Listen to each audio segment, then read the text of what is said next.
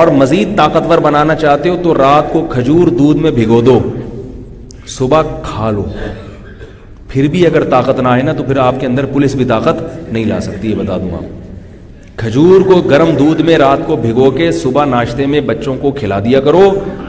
خدا کی قسم اگر پھر بھی طاقت نہیں آ رہی تو یہ یا تو پلاسٹک کا کھجور ہے یا یہ دودھ نہیں ہے, نہیں آ رہی. کھجور ایسی پاورفل چیز ہے, آئرن بھی, دنیا کا کوئی وائٹامن ایسا نہیں ہے جو کھجور میں نہ ہو, اور دودھ بھی مل گیا اس کے ساتھ.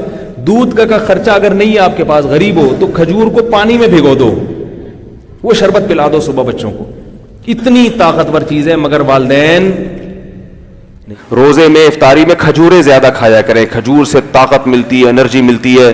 کھجور سے توند نہیں نکلتی, پاور ملتی ہے, جسم کو طاقت ملتی ہے. سارا دن جو کمی ہوئی تھی وہ بھی پوری ہوتی ہے, توند نہیں نکلتی, اس میں فائبر ہوتا ہے.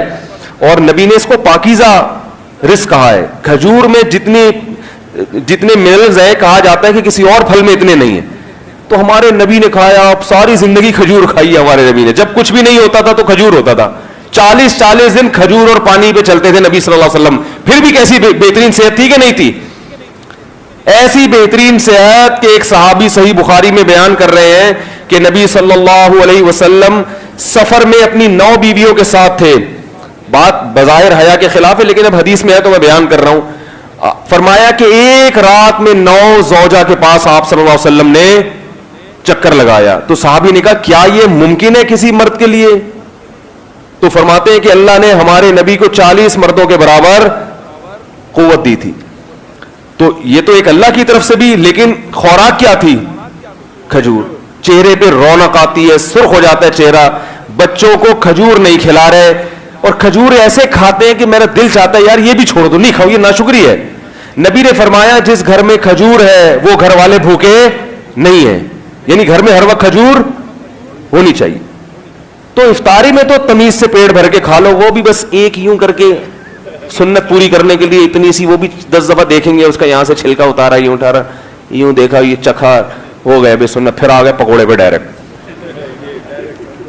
اور یہ جو آلو کے سموسے ہو رہے ہیں, ان میں سموسوں کے پتہ نہیں یہ لوگ چھلکے دھوتے بھی ہیں وہ آلو کے, وہی مٹی والے. آلو کے چھلکے میں اتنی مٹی ہوتی ہے, وہ دھلتی کہاں ہے اتنے آرام سے. وہ تو گھر کی خواتین بیچاری چھلکے اتار کے, وہ تو ایسے ہی چل رہا ہے, ایسا گٹر کا وہ ٹھوس رہے ہیں. کھائیں سموسے, میں منع نہیں کر رہا, ہم بھی کھاتے ہیں. ایک آدھ ہم بھی کھا لے, زیادہ نہیں کھاتے. تو لیکن کھجور کو زیادہ فوکس کرو میرے بھائی, اس کی عادت ڈالیں. اب لوگ کہتے ہیں ہضم نہیں ہوتی, وہ اس لیے نہیں ہوتی کہ عادت نہیں ہے. جب عادت ڈالیں گے, 1 کے بعد 2, 2 کے بعد 3, 3 کے بعد 4, تو میں نے عربوں کو دیکھا ہے پوری پلیٹ بھری ہوئی ہوتی ہے کھجوروں کی, اور کھانا ان کا یہی ہوتا ہے پورا پلیٹ بھر کے کھا جاتے ہیں, کچھ بھی نہیں ہوتا. اور عربوں کی آپ رونق دیکھیں, وہ تو سست ہونے کی وجہ سے فیٹ آ رہا ہے ان میں, ورنہ عرب کی تو خوبصورتی, عرب کی صحت اور دماغ, یہ تو مثالی ہوا کرتا تھا کسی زمانے میں. تو نہیں آ رہی بات. تو رمضان میں جو ہے نا, گناہوں پہ بھی کنٹرول کریں, اور کس پہ؟ منہ پہ بھی کنٹرول کرے انسان. تو کنٹرولنگ پاور کے لیے تبھی تو قرآن کہہ رہا ہے لعلکم تتقون, تاکہ تم میں بچنے کی اور پرہیز کی صلاحیت پیدا ہو جائے. تقویٰ کہتے ہیں بچنے کو. تو رمضان اللہ نے دیا کیوں؟ تاکہ ہمارے اندر پرہیز, ایوائڈ کرنا مشکل ہے نا, یہ چھوڑ دو, یہ چھوڑ دو, یہ چھوڑو, آدمی کی کیا کیا چھوڑوں ہے. تو ایوائڈ کرنے کی تمہارے اندر صلاحیت پیدا ہو جائے. اللہ تعالیٰ سمجھنے کی, عمل کی توفیق عطا فرمائے. وما علینا الا البلاغ.